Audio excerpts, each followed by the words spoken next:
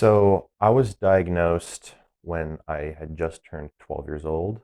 Um, Before that, though, the earliest I can remember having OCD symptoms, I believe, I just want to say I was 4 years old, and it progressively got worse over time until it got to the point where I told my mom about these thoughts I was having. Um, and then I went to a therapist shortly afterwards, and he diagnosed me with OCD. Let's say I have an intrusive thought about something sacrilegious in my head. I'd have to do a compulsion or a ritual in my head to get rid of that.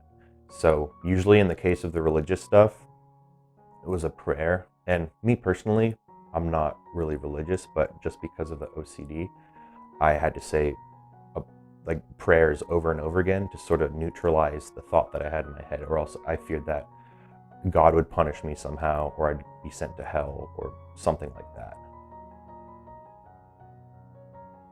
I had made this decision to switch high schools, and I thought it would be a good decision at first, but then I sort of realized that it wasn't. But instead of just going on with my life like most people probably could, I spent 5 years just agonizing over this decision because I had so many intrusive thoughts that what I did was like a horrible decision and that it would forever mess up my life and whatnot. So the compulsion in that sense would be to try to find some kind of reason inside my head. And it wasn't until late 2020 that I realized this has nothing to do with the actual decision to switch schools. This is OCD that's perpetuating this cycle of invasive, intrusive thoughts, and that my compulsion is giving into them and sort of debating the thoughts in my head until I'm blue in the face.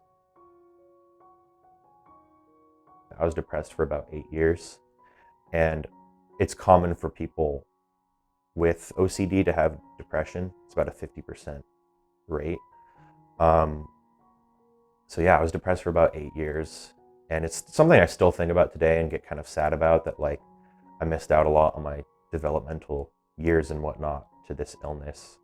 But because of that, I'm trying to make the most of my life and live my life to the fullest.